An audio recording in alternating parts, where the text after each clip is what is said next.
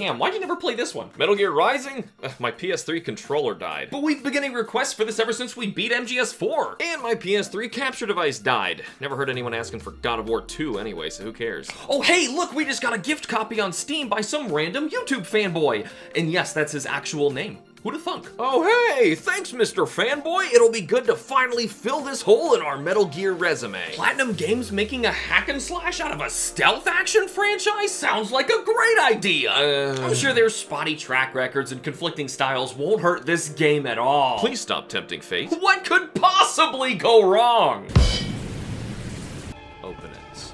I'm pushing every single button possible. This is too detailed for it to not actually have anything. What do you want? Why did that work? I pushed the same button and something different happened. Yes, my moment. I'm pushing it. Good God. I'm hitting R2, and he just keeps fighting. Raiden. I didn't do any of that. Oh my God, the button's like...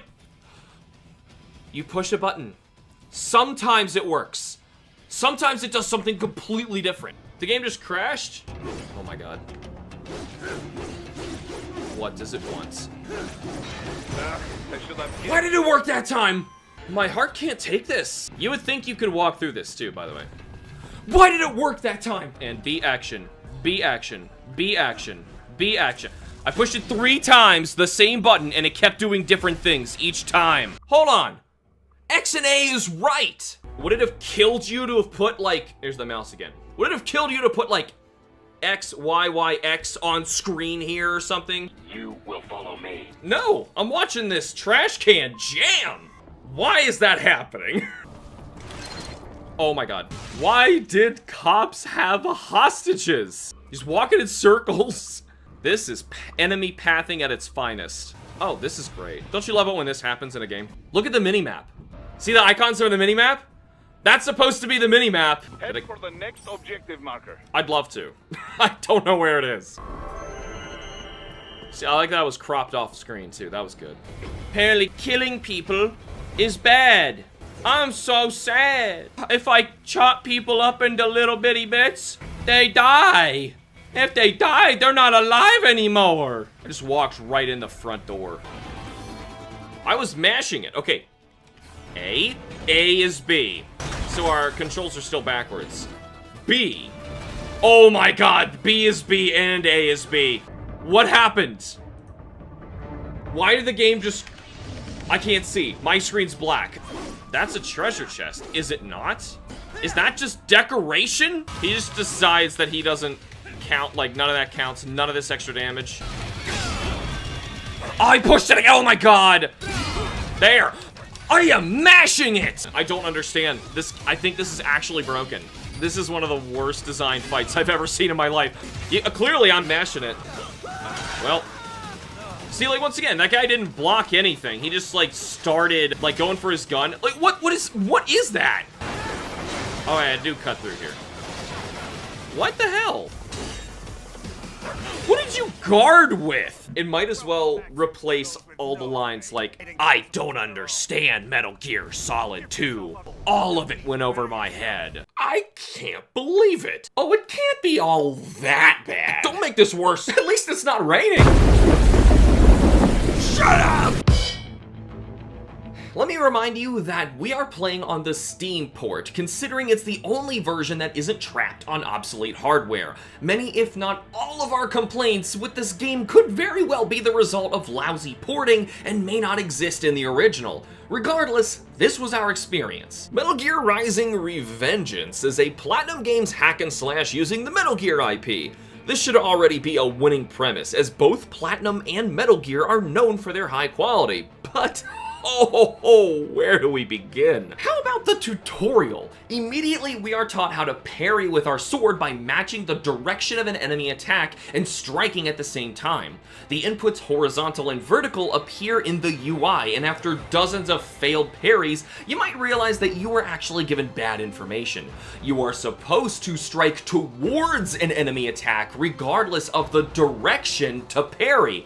This eluded me for half the freaking game. We bring this up now because parrying is a huge aspect of the game. In Bayonetta, counters and dodges carried the combat, but in Rising you'll need parries to expose enemy weaknesses, push back unblockable attacks, and avoid from getting overwhelmed. So the first thing I noticed was that the controls were backwards. Once I realized it was because I was using my Switch Pro controller, I remapped the buttons on Steam. But that only opened up a new flavor of phlegm. Now the button prompts were correct, but the QTE directions were wrong. On top of that, buttons would inexplicably flip between the remapped and original layouts, making combat, object interactions, and especially the QuickTime events downright impossible to predict. We ran into so many problems, I had to edit down the live streams into a montage of clips to reference for this review, but even that ended up being well over an hour long. But just know that anything we talk about can be verified yourself in either the montage or live streams, shameless plug. So instead I dug out an old Xbox 360 controller to ensure the game was being played exactly as intended. But surprisingly, this didn't fix all the problems. The game was also randomly getting confused, thinking I was playing with mouse and keyboard, even though they were both well out of reach, not being touched. My mouse would occasionally appear in the center of the screen, and the whole game would force quit out without provocation. Now, playing any game like this would be challenging. You must choose between having either your button inputs or your QTEs backwards, on top of your game closing its own tab every hour or so. This was just how we had to play this game. I 100% blame all of this on Steam so far. So shelving those issues, let's talk about the actual gameplay. We all wondered what a game would be like playing as the new cyborg ninja Raiden from MGS4, right? Criminy, would you believe me if I told you that you don't even have a dodge whatsoever outside of one unique purchasable skill that isn't even clearly named a dodge in the shop? That shop menu doesn't even have the courtesy of telling you what button commands let you execute the new skills in the first place. The dodge slice is X and A, and isn't even a consistent dodge to rely on, as many unblockable attacks seem to ignore your invincibility frames. Another thing, a hack and slash game lives or dies based on its camera, and the camera in Rising has reached full sentience, swinging all around, watching all sorts of irrelevant directions, even while locked onto a target. And God forbid you try to control it manually, since your cameraman is about as blind and slow as a starfish. Then there's the actual combat itself. Raiden gets into lengthy attack animations and combos and doesn't exactly care what buttons you're pressing and when, or if he's about to get his face smashed in. Instead, he wants to let those animations all play out in full. This results in upwards of a half to a full second of input lag. This, coupled with frequent, lengthy stun locking, can get you killed all on its own. But is that just Steam? Who knows? Lag reminds me, when you jump there is zero lag, but if you run and jump, Raiden now has this slow wind up first, so dodging attacks with jumping isn't even consistent. Heck, the hurt and hitboxes aren't even consistent. I lost track of how many times my sword swings just phased right through enemies and bosses, dealing nothing. And all the times I was hit by something that wasn't even in the same zip code as I was. Now, I appreciate that they wanted running and navigating obstacles to feel fluid and seamless. And for the most part it does, but however, there were far too many instances where Raiden and even the enemies and bosses would get stuck on the geometry and twitch about spasmodically. The enemies would be even more unpredictable, sometimes disappearing or reappearing out of thin air. Get away, man. See, that was me once again, like, doing the... Okay, come on, we need the heal. Where'd the gecko go? Where's the gecko?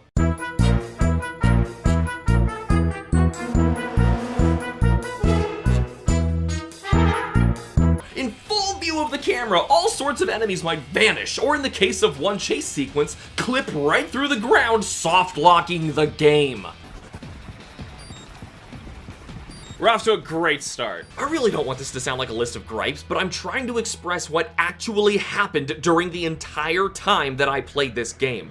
Glitchy bugs and input problems permeated our entire playthrough, so much so that it completely overshadowed the intended gameplay. Which, as you can imagine, was supposed to play just like Bayonetta, where you fight through enemies and bosses in short chapter bursts with ranks awarded for each confrontation.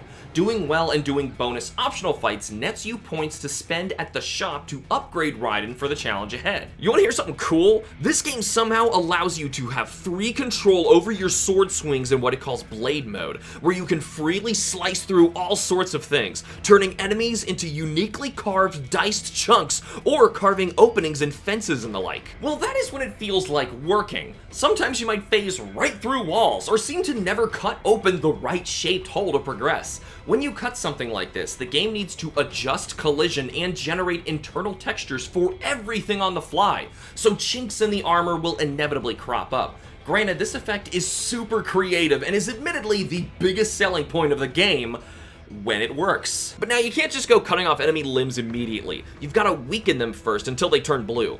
What's the difference between regular damage sword swings and a blade mode sword swing with the exact same weapon? If you're using half a brain cell thinking about this game, you'll just end up giving yourself an aneurysm. Game's gotta game somehow. Right, but still, when you get the chance, you should try slicing up your enemies for a few reasons. One, it obviously makes the fight easier fighting limbless mooks. And no kidding, I had a guy without arms and legs still try to wriggle over to me and bite my ankles or something, Monty Python style. But even that only works sometimes. Some enemies just never turn blue and just explode instead. Other times, those same enemies might turn blue immediately, and even if you try hacking away at them for a solid minute in Blade Mode, it won't cut it.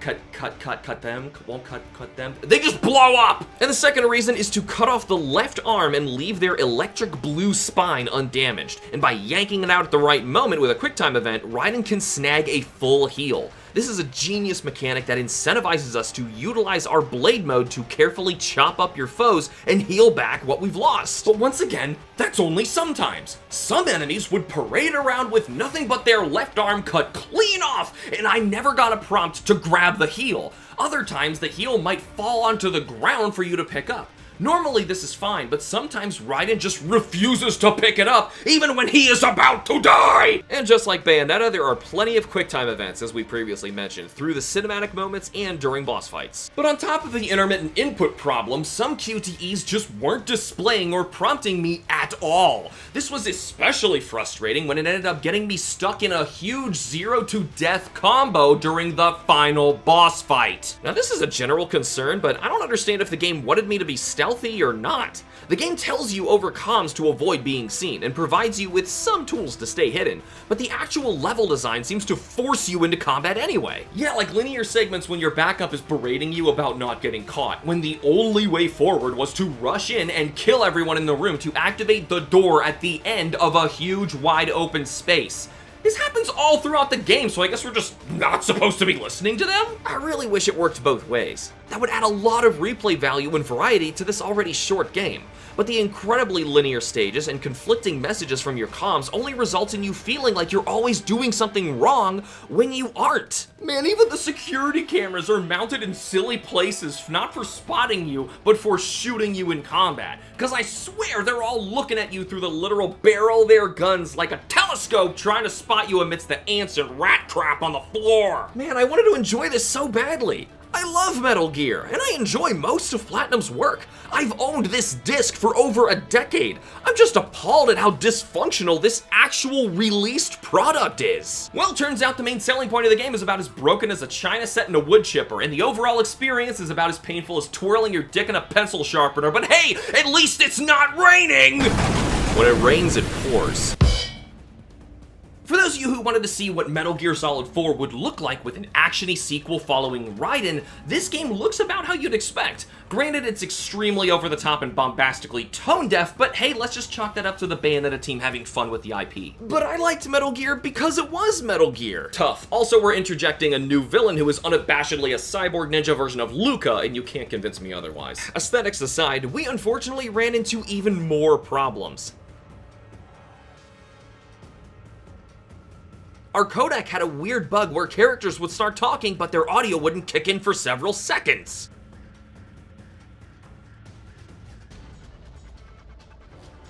Which can be excruciating, don't get me started! And then there was the radar minimap. Look at the minimap. See the icons for the minimap? That's supposed to be the minimap, and it's all in the wrong spot. The actual minimap icons are moving around in another square, but I think it's too large there. And then the correctly sized minimap is over to the left. Oh my god, this game. I played half the game like this, and nothing I tried to jog the programming seemed to fix the bug. Not reloading, not resetting, heck, not even a week break. Once it randomly came back for a stage, just to glitch right back into Jank City again. Welp, it's Brown Era Haze with complete lack of respect for its own IP that can't even display correctly. But hey, come on! At least it isn't raining! Again? You've seen nothing yet! Okay, we've mentioned that this game has a big aesthetic departure from Metal Gear's grounded espionage themes, and dives straight into hokey cartoonish insanity. Listen, I'm all for Bayonetta and Wonderful 101 being crazy. Those IPs were designed for crazy. Seeing it happen to Metal Gear is like watching your grandpa run around the front yard trying to have sex with a lawnmower. Passers-by might laugh, but I liked Grandpa. This isn't funny, it's painful watching him reduced to a laughingstock. Yeah, I'm glad I didn't play this sooner, or I'd have believed that Metal Gear was already dead inside and desperate for attention. What makes this worse is how the story begins sensibly enough, grounding you in the established world post-Metal Gear Solid 4, but it rapidly spirals into over-the-top action with Raiden dashing straight up and down buildings, leaping from one launched missile to the next mid-air, and slicing through enormous obstacles as if his sword were 10,000 degrees and over 30 feet long. So once again, this entire story hinges on you not taking offense to it turning Metal Gear into a bastardized anime parody of its former identity. Basically, Raiden goes off on his own mass murder killing spree in hopes of locating and stealing back a set of children's brains hooked up to some sort of mechanical magic in a plant, harvesting their organs and eventually transforming them into cyborg soldiers. So why in God's name would Raiden just abandon his own wife and child to become an indiscriminate serial killer just on the offshoot of kidnapping some brains from an entirely legal operation in another country? If the answer is supposed to be, it's non-canon so it doesn't matter, then why should any of what's about to happen matter if we can't even get invested in our own character? Raiden's character gets absolutely butchered worse than any mook he slices up in the game. But that's not the Raiden I know. Me neither! Raiden has completely forgotten his entire character development in MGS 2 and 4 as if it never even happened, and simply regressed into an angry anime, bullheaded, pretentious, unlikable psycho. Even his motivations are entirely hypocritical and only for show. Most of the time I ended up agreeing with the villain's perspective instead of our supposed heroes. I mean it when I say that everything in the game is trying outrageously hard to make Raiden look like an edgy, gravelly voice anime douchebag, and not, you know, Raiden! Don't pretend that you understand the thesis of MGS2. Actually, what's really sad about that just proved that Raiden himself doesn't understand the thesis of the game that he was the protagonist in. Now, ignoring all of that, this entire script is actually painful to listen to. Corny, over-the-top nonsense that doesn't even amount to anything, cringy cliche after cliche, excessive pointless cursing, immature attempts at humor, insensitive mockery of actual real-life people and human disasters? As if making fun of MLK or freaking 9/11 wasn't sickening enough for you, this story is even blatantly racist on several occasions. Raiden straight-faced believes that Mexican locals won't recognize him because he's wearing a sombrero, and your radio help blatantly states that only America has laws, implying the rest of the world is just a bunch of barbarous monkey drug cartels. And the final boss is every offensive stereotype for Americans all rolled into one man. I don't know if racism is supposed to be funny, but that's just how this game's plot comes off. And I don't use that word lightly. If you don't understand how Rising is racist, I've got some bad news for you. At every turn, this story will have you wincing in revulsion or laughing off how horrendous it is. If you weren't at all invested in Metal Gear, have questionable morals and no standard for quality, then Rising might still be excusable, especially if you're 11. But ignoring all of that, it is still confounding, excusing what we're doing and following the character's own motivations. This Luca knockoff even shrugs off explaining himself in favor of just cutting to the action fights. He's an entirely new character who wasn't even given any explanation or reasoning whatsoever. This even happens to the final boss as well, who just comes up out of nowhere with a corny rant to make the kiddos who actually thought this travesty was funny laugh. I don't understand who this game is for. It undermines the entire series for an immature, disastrous, cringy crime against writing so goofy it's worse than B-movie level, so horrible, sloppily written, and offensive I couldn't even have fun with it as it diminished the entire franchise in one spectacular catastrophe. But hey, at least it isn't raining! But is that the sun out there peeking through the clouds? Could it be that there's finally a part of this game that's not a malignant disease? Well, yes and no. Truth be told, I can't play any of the cool vocal tracks without copyright problems, so here's a brief taste. Now imagine that instead during all of your actiony anime moments. It's high energy and super fun, unlike the rest of the game, but comes at a heavy cost. The game is now restricted from being streamed on console, and of course gets slapped with dozens of copyright claims on PC. So the music itself is likely what's holding the game back from updates and releases post-mortem. It doesn't matter how much you like high-octane metal, that sucks. And it kind of makes the rest of the game worse hearing such a well-done OST go to such a catastrophic waste. It sure also sucks that Quentin Flynn was made to voice Raiden like a gravelly, angry anime cliche. Yes, I know it's awful, I don't need the reminder. Raiden's gotta do his cringy anime psycho laugh whenever Jack is back. When it rains, it pours! And Rising's a goddamn monsoon. Listen. I hate reviewing games I didn't like. I genuinely loathe it. Playing this game alone stewed up so much revulsion, stress, and anxiety within me that caused this whole review to be delayed for weeks. I didn't know that I could hate something so strongly. From every perceivable angle, this game was unjustifiable sewage. I spent far too long trying to assure myself that this wasn't the absolute worst game I've ever played in my life. Shadow of the Colossus at least had its somber magnificence. Hell, even Superman 64 was engaging enough of a ludicrous challenge that it drove me to nearly complete the game. So understand that it is with grave seriousness that I express my conclusion that Metal Gear Rising is worse. No question, this was the worst video game experience of my life. And I have played thousands of games, adding up to years of total playtime. That's a legendary title to achieve, but Rising is just that bad. If we're selling you on anything, it's that this game is so horrible it's not even worth your morbid curiosity. Even if you like Platinum Games, and especially if you like Metal Gear, just don't. It is art how bad this game is. But if you need some extra encouragement, there's over an hour-long montage of why you shouldn't bother, shameless plug. Playing this game feels like passing a kidney stone the size of a sea urchin. The positive gamer in me can't find a single justifiable excuse to give Metal Gear Rising: Revengeance anything higher than a 1 out of 10. From beginning to end, this game is abhorrently sloppy, immature, insensitive, racist, and dysfunctional. Raiden has become pond scum, the rain transformed. The critical gamer in me is appalled with the disgrace to the medium that is Metal Gear Rising: Revengeance, with my own 1 out of 10. A 1 should be reserved for the opposite end of the spectrum of video game greatness, and if Rising isn't deserving of a 1, then nothing is. Yuck. I think this is the first time we've had a double 1 review that wasn't mashed into that huge licensed games episode. This game was so bad, it had me reevaluating how terrible a video game can actually be. Other games we've given the rare 1s to, just nothing even comes close to this all-encompassing offense to the senses that is Metal Gear Rising. If I could have given this game any less than a 1, I would have. Well, judging from impressions online, you either absolutely love this game or you hate it, and there doesn't seem to be much in between. So I don't really want to ask this, but it's tradition. What do you think? Let us know your positive and critical sides. Rate Metal Gear Rising: Revengeance in the comments below. I just played the worst video game of my entire life, but that means there's nowhere to go but up from here.